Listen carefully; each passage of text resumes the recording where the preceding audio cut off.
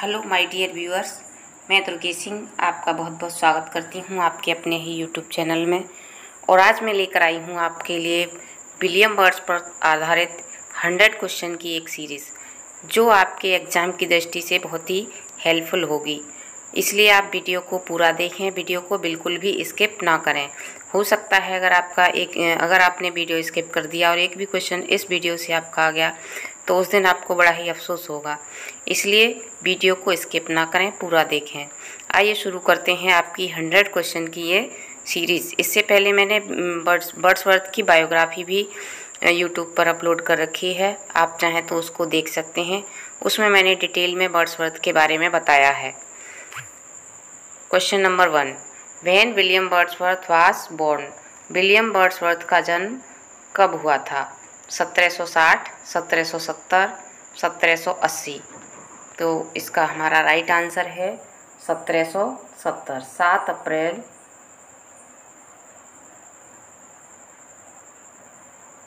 1770 को हुआ था। Next question, where William Wordsworth was born. William Wordsworth का जन्म कब हुआ, कहाँ हुआ था? Cockermouth, Dublin, Canterbury. तो हमारा इसमें राइट ऑप्शन है विलियम वर्ड्सवर्थ का जन्म कॉकरमाउथ। ऑप्शन ए हमारा बिल्कुल सही है, ए फॉर अमेरिका। और इनका जन्म कॉकरमाउथ इंग्लैंड में हुआ था। इंग्लैंड, कॉकरमाउथ कम्बरलैंड इंग्लैंड में हुआ था।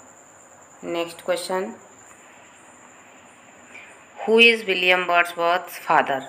विलियम वर्ड्सवर्थ के फादर का क्या नाम था? James Wordsworth, Philip Wordsworth, John Wordsworth. तो मैं आपको बता दूं कि हमारे जो टीजीटीजी के सिलेबस में जो 4 राइटर हैं, चारों के फादर का नाम जॉन है, केवल उनकी सरनेम अलग हैं। इसलिए आपको विदाउट एनी मिस्टेक जॉन को याद रखना है और जॉन के आगे वर्ड्सवर्थ। जॉन वर्ड्सवर्थ, इनके फादर का नाम जॉन वर्ड्सवर्थ था। हमारा राइट ऑप्शन सी है। William Wordsworth was the son of his parents. William Wordsworth अपने माता पिता की कौन सी संतान थे? Answer A, option A first, option B second और ऑप्शन सी थर्ड। तो यह हमारा राइट ऑप्शन है ऑप्शन ए। यहाँ ये ऑप्शन ए है हमारा, वो राइट है। ये अपने माता पिता की फर्स्ट संतान थे। Next question, among home William Wordsworth spent his boyhood.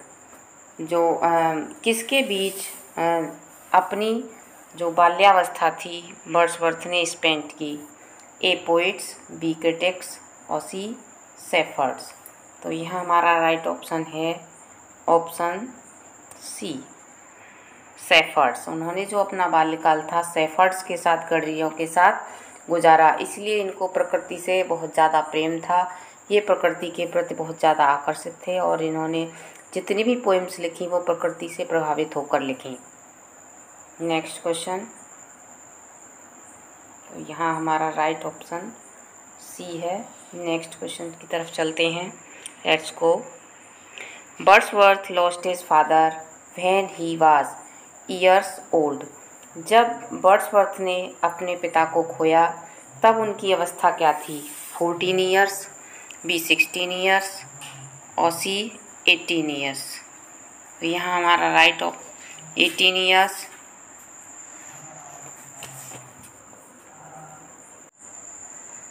जब वर्ड्सवर्थ के पिता की मृत्यु हुई तब इनकी अवस्था 14 ईयर्स थी और जब इनकी माँ की डेथ हुई तब इनकी अवस्था 8 ईयर थी और फादर की डेथ पर ये 14 ईयर के थे, 14। और ये मदर की थी 8 ईयर, मदर की डेथ पर थे ये। आइए नेक्स्ट क्वेश्चन की तरफ चलते हैं। Who died when Wordsworth was 8 years of his age. जब उनकी अवस्था 8 वर्ष थी तब मृत्यु किसकी हुई थी।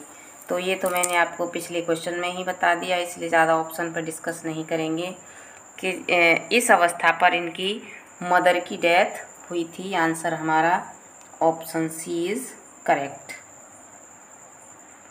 Next question, at which age Wordsworth went to Cambridge. किस एज पर वर्ड्सवर्थ कैम्ब्रिज यूनिवर्सिटी गए थे। तो यहाँ ऑप्शन है हमारे पास 16, B 18, C 20। इनकी जो अवस्था थी उस समय 16 ईयर्स की थी और अपने माता पिता की डेथ हो जाने के बाद इनका जो पालन पोषण था इनके रिश्तेदारों ने किया था।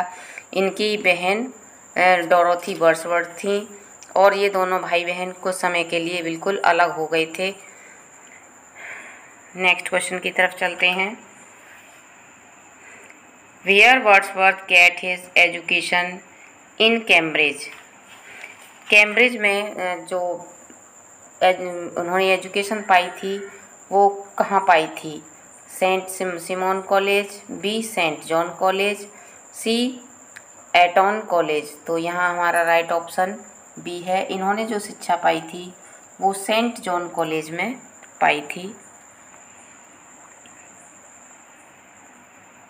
How many times Wordsworth visited France. के फ्रांस का कितनी बार वर्ड्सवर्थ ने दौरा किया। तो इसमें 3 times, option B twice, C never. तो एक तो वो फ्रेंच रेवोल्यूशन के पहले फ्रांस गए थे और उसके बाद फ्रेंच रिवॉल्यूशन के टाइम पर वो गए थे अपनी सिस्टर डोरोथी वर्ड्सवर्थ के साथ। पहले जब गए थे तब उनका अफेयर एनिटी वेलोनी नाम की एक महिला से हुआ था जिसकी एक पुत्री भी थी कैरोलाइन, और दोबारा वो अपना सेटलमेंट करने गए थे एनिटी वेलोन के साथ कि उन्हें दूसरा अपना विवाह करना था, इसलिए तो दूसरी बार वो उस समय गए थे जब फ्रेंच रेवोल्यूशन हो रहा था। तो 2 बार ये फ्रांस गए हैं। यहाँ राइट ऑप्शन हमारा B है।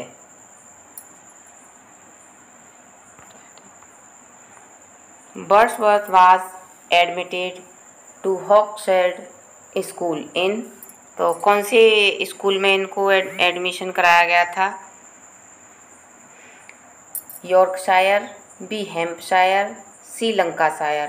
तो यहाँ राइट ऑप्शन है हमारा C, इनको लंकाशायर स्कूल में एडमिट कराया गया था। ये ऑप्शन आपका एकदम करेक्ट है। आइए नेक्स्ट क्वेश्चन की तरफ मूव करते हैं। When Wordsworth visited France for the first time. पहली बार वर्ड्सवर्थ फ्रांस कब गए थे। 1770, 1796, 1780। तो यहाँ हमारा राइट आंसर है 1790 में ये फर्स्ट टाइम गए थे France. Next question, when William Wordsworth published an evening walk and descriptive sketches. तो यहाँ राइट ऑप्शन है हमारे 1790, B 1793 और 1796। तो 1790 में तो ये फ्रांस गए थे। फ्रांस फर्स्ट टाइम इनका फर्स्ट विजिट था फ्रांस का। 1793 इनकी ये ट्विन पोएम, दोनों जुड़वा, इनको ट्विन पोएम बोला जाता है, इसमें ये दोनों पोएम्स आई थी। तो इसका राइट ऑप्शन है हमारा 1793। एन इवनिंग वॉक और डिस्क्रिप्टिव स्केचेस, इनको ट्विन पोएम के नाम से जाना जाता है और दोनों ही 1793 में आई थी। नेक्स्ट क्वेश्चन की तरफ चलते हैं। In evening walk and descriptive sketches Wordsworth used which poetic form. जो इन्होंने 2 पोएम लिखी हैं, इन इवनिंग वॉक और डिस्क्रिप्टिव स्केचेस, वर्ड्सवर्थ ने पोइट्री की कौन सी फॉर्म का यूज़ किया है। Option a regular classic couplet, B heroic couplet और C नन। तो यहाँ हमारा राइट ऑप्शन है ए रेगुलर क्लासिक कपलेट। इन्होंने जो यूज़ किया है रेगुलर क्लासिक कपलेट का इसमें यूज़ किया है। Next question, Wordsworth poetic genius was stimulated by his friendship with which romantic poet, जो वर्ड्सवर्थ की का जो पोइटिक जीनियस है अपने किस रोमांटिक पोइट की मित्रता से प्रभावित था, किससे ज़्यादा वे प्रेरित थे। Option A Pope, option B Keats, option C Coleridge. जैसा कि आपको पता ही है कि जो लिरिकल बैलेड्स का पब्लिकेशन हुआ था उसमें 4 पोएम एस.टी. कॉलेरिज की थी, जिसमें 23 पोएम आई थी, 19 वर्ड्सवर्थ की थी। तो ये सबसे ज़्यादा प्रभावित कॉलेरिज से थे। एस.टी. कॉलेरिज का फुल नेम है Samuel Taylor Coleridge. Next question की तरफ चलते हैं।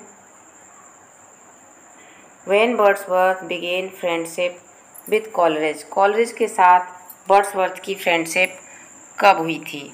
Option A 1796, option B 1798, option C 1799। तो यहाँ हमारा राइट ऑप्शन है 1796। इनकी जो फ्रेंडशिप हुई है कॉलेरिज के साथ वो 1796 में हुई है।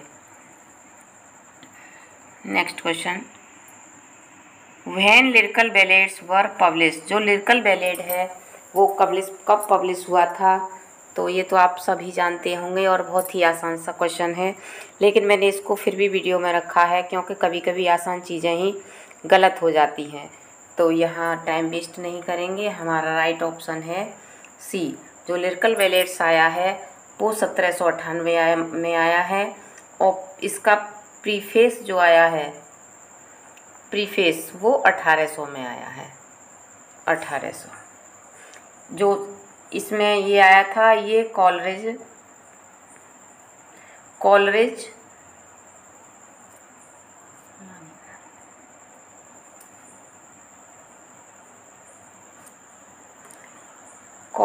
और वर्ड्सवर्थ दोनों का मिक्सअप था।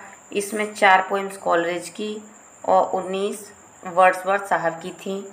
लेकिन जो प्रीफेस आया है इसमें कहीं पर भी कॉलेरिज का नाम नहीं आया, ये केवल वर्ड्सवर्थ के द्वारा पब्लिश है। तो नेक्स्ट क्वेश्चन की तरफ चलते हैं। With the help of which romantic as poet lyrical ballads were publish, जैसा कि मैंने आपको पिछले क्वेश्चन में ही बता दिया है कि किस पोइट की हेल्प से इन्होंने लिरिकल बैलेड्स को पब्लिश किया था। तो वो पोइट हैं S T. Coleridge. Next question, when Wordsworth was married, Wordsworth का विवाह कब हुआ था। तो option A 1800, option B 1802, option C 1803। इसका राइट ऑप्शन है 1802। इसमें इन्होंने मैरी हचिंसन के साथ शादी की थी। मैरी हचिंसन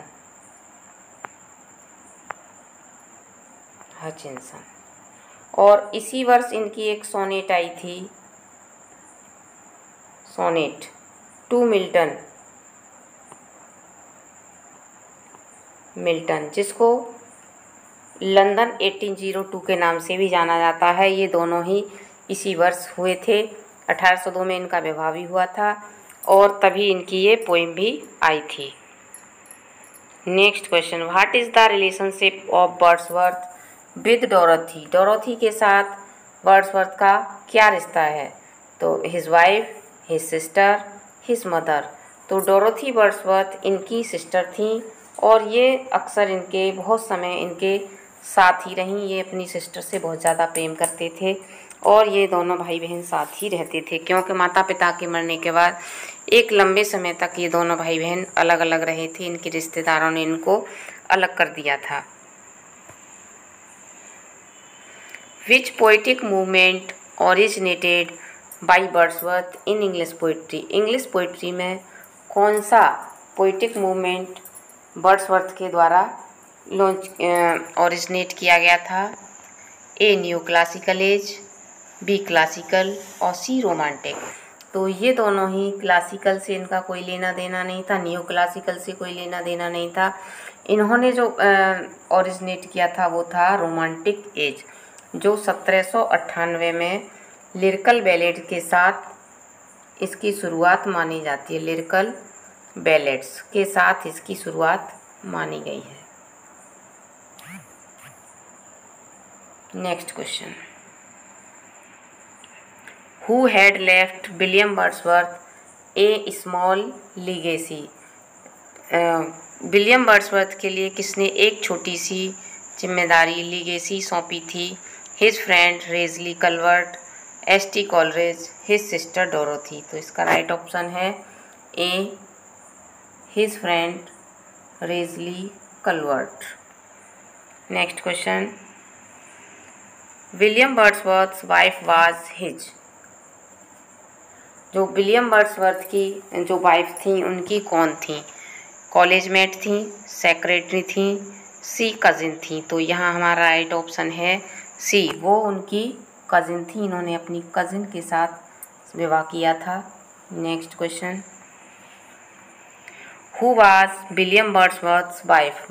विलियम वर्ड्सवर्थ की वाइफ का क्या नाम था?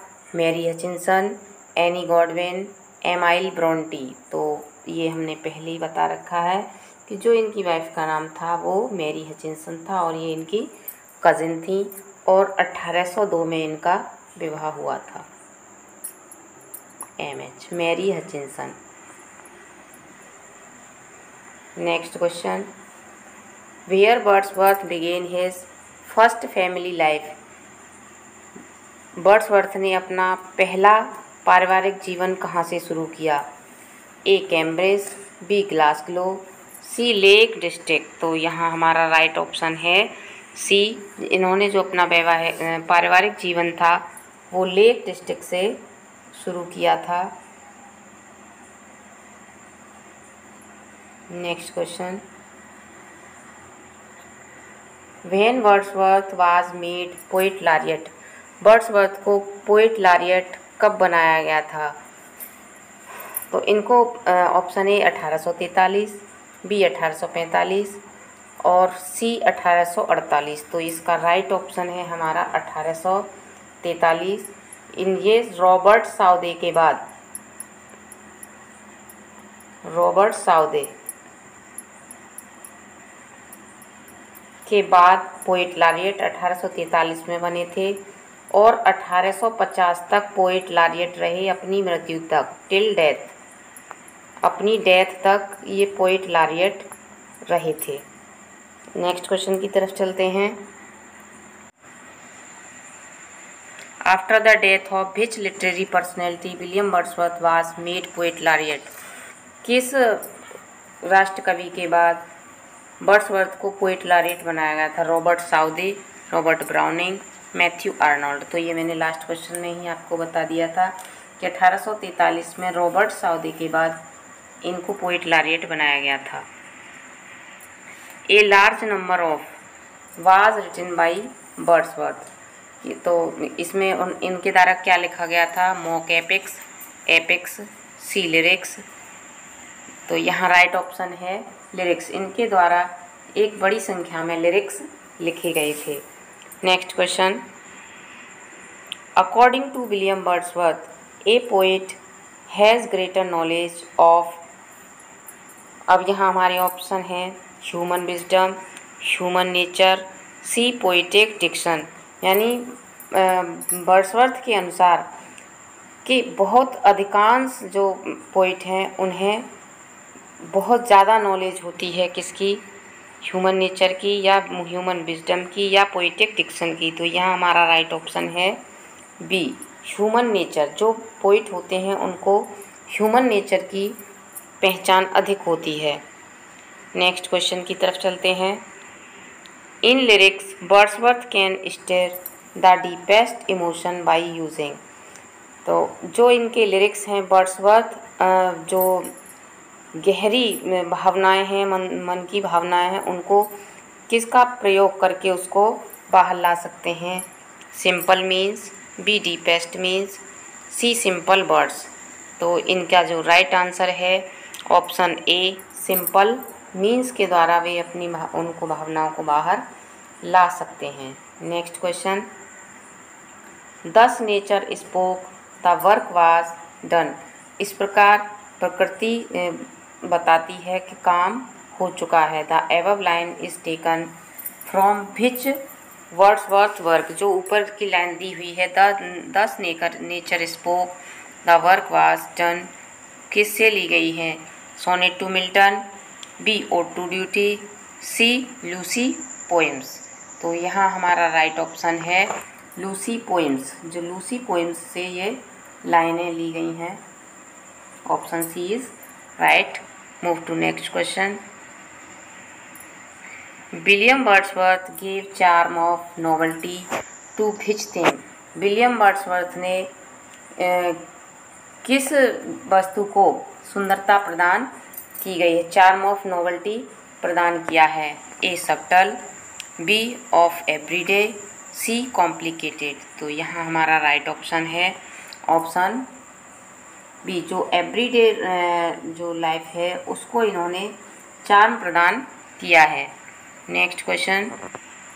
विच thing that Wordsworth generally choose for his poetry? जो इनकी पोइट्री है उसमें वर्ड्सवर्थ सामान्य तौर पर किस चीज़ का यूज़ करते हैं? A low and rustic life, B royal life, C intellectual life.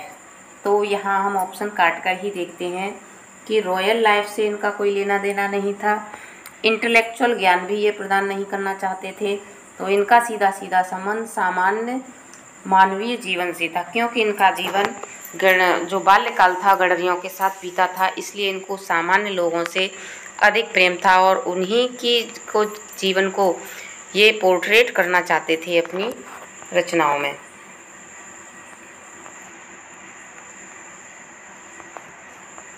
Which poem of Wordsworth is autobiographical poem?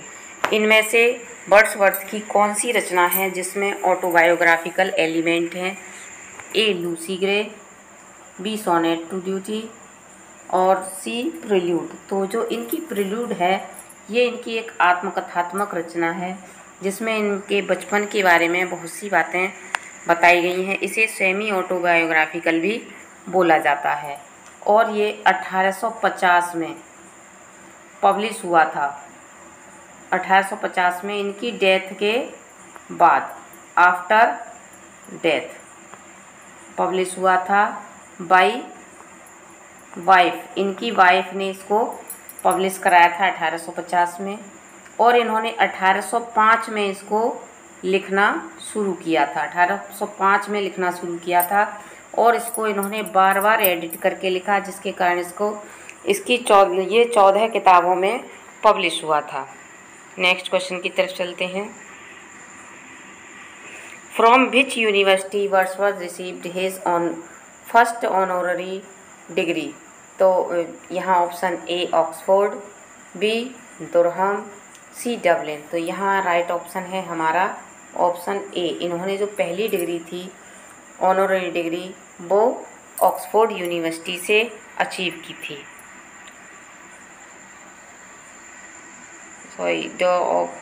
दुरहम university, यहाँ हमारा गलत हो गया answer. Durham university option B हमारा राइट है। यहाँ पर ये है यूनिवर्सिटी दुरहम।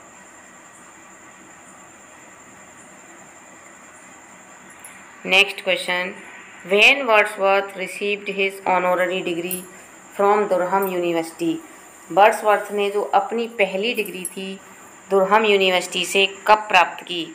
ऑप्शन ए 1838, बी 1839, सी 1840। तो यहाँ ऑप्शन है हमारा 1838। ये हमारा राइट ऑप्शन है। इसमें इन्होंने अपनी फर्स्ट डिग्री दुरहम यूनिवर्सिटी से गेन की थी। Next question. From which university Wordsworth was awarded by another honorary degree? किस यूनिवर्सिटी से वर्ड्सवर्थ को दूसरी ऑनर की डिग्री प्राप्त हुई थी? ए कैम्ब्रिज, बी ऑक्सफोर्ड, सी नन। तो यहाँ राइट ऑप्शन है बी। इनको जो दूसरी डिग्री प्राप्त हुई थी वो ऑक्सफोर्ड यूनिवर्सिटी से प्राप्त हुई थी। आंसर नंबर बी हमारा करेक्ट है। Let's move to next question. Where Wordsworth spent his greater part of visit in France? जब इन्होंने फ्रांस का विजिट किया था तो इन्होंने ऑलमोस्ट अपना अधिकतर समय कहाँ व्यतीत किया? ए पेरिस, बी ओरलिन्स, सी केन्स। तो इसका राइट ऑप्शन है बी ऑर्लिन्स, जो इन्होंने अपना अधिक समय है ऑर्लिन्स में व्यतीत किया था। Next question, Wordsworth became the supporter of which French political party. जो वर्ड्सवर्थ थे कौन सी पॉलिटिकल पार्टी के जो सपोर्टर बने? Communist party, B national revolutionary party, C Girondist party. तो कम्युनिस्ट पार्टी से इनका कोई संबंध था नहीं, गिरोंडिस्ट पार्टी से भी इनके जो संपर्क थे वो बने हुए थे, इसलिए जो यहाँ राइट ऑप्शन है ऑप्शन सी गिरोंडिस्ट पार्टी सही है। Next question, When Wordsworth back to England, how he found conservative opinion strongly running। कि वर्ड्सवर्थ जब इंग्लैंड वापस लौटे उन्होंने किस प्रकार से कंजर्वेटिव ओपिनियन को स्ट्रांगली रन करते हुए पाया? A against French revolution, B in favour of French revolution, C none. तो यहाँ राइट ऑप्शन है हमारा ए अगेंस्ट फ्रेंच रेवोल्यूशन, उन्होंने फ्रेंच रेवोल्यूशन के विरोध में उनको पाया। Next question, to whom Wordsworth wrote a letter in favour of French revolution. जो फ्रेंच रेवोल्यूशन के पक्ष में इन्होंने किसको अपना लेटर लिखा था? Cardiff, B Bishop of Canterbury और सी क्वीन डोवागर। तो यहाँ राइट ऑप्शन है हमारा ऑप्शन ए, जो कार्डिफ को इन्होंने लेटर लिखा था इसके पक्ष में।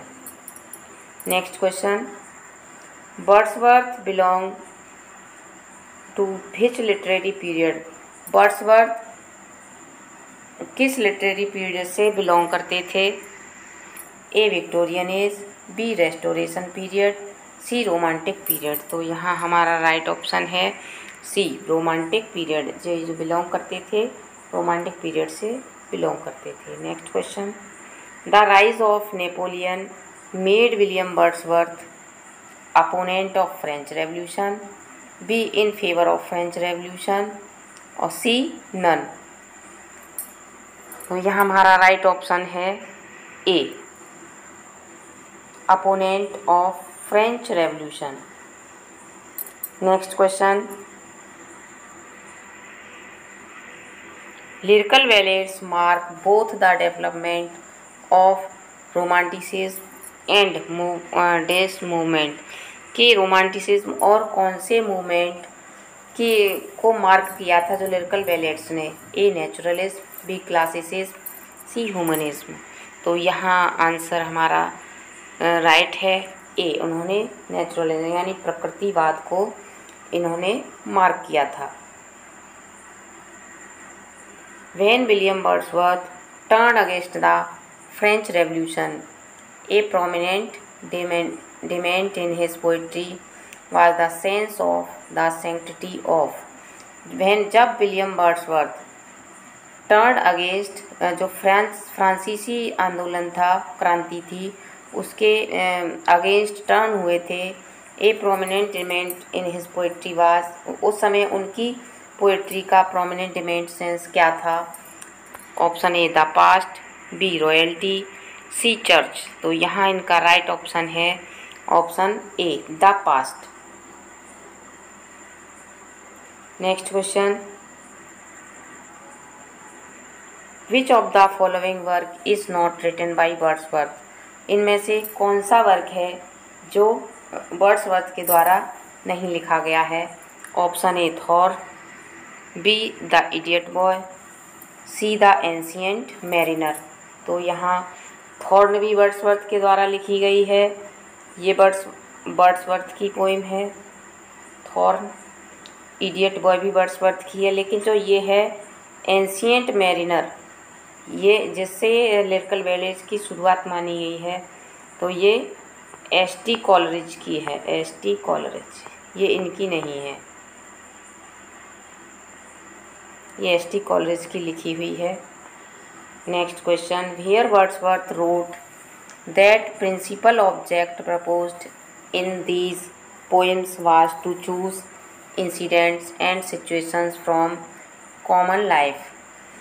वर्ड्सवर्थ ने ये कहाँ लिखा था कि principal object proposed in these poems, कि इन पंक्तियों में जो प्रिंसिपल ऑब्जेक्ट है वाज टू चूज़ इंसिडेंट्स, उसका उद्देश्य था कि घटनाओं को चुनना, and situations from common life, घटनाओं और परिस्थितियों को सामान्य जीवन से चुनना।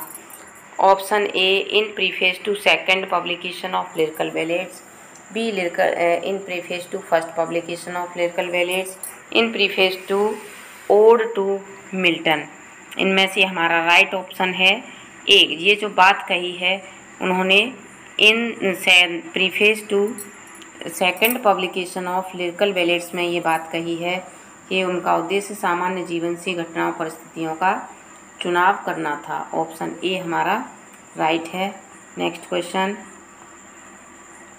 विच poem is not written by Wordsworth, इनमें कौन सी पोएम वर्ड्सवर्थ के द्वारा लिखी हुई नहीं है? A deserted village, B ode to autumn और सी टॉयज़। तो यहाँ जो ओड टू ऑटम है इनके द्वारा लिखी गई पोएम नहीं है, ये शैली द्वारा लिखी गई है। Next, William Wordsworth in his poem Michael has chosen the theme of, जो इनकी पोएम है माइकल में एक गडरिये की कहानी है, तो इसमें इन्होंने किस थीम को चूज़ किया है? ए रॉयल लाइफ, बी रेवोल्यूशन, सी कॉमन लाइफ। तो ये एक कॉमन लाइफ से ली गई कहानी है जिसमें माइकल नाम का एक व्यक्ति होता है जिसका बेटा उसे छोड़कर चला जाता है और वापस नहीं आता है। Next question, as a poet, ये हमारा आज की वीडियो का लास्ट क्वेश्चन है। आगे के जो 50 क्वेश्चंस हैं वो आपको इसके सेकंड पार्ट में मिलेंगे और ये वीडियो मैं आपको कल इवनिंग में प्रोवाइड करा दूँगा।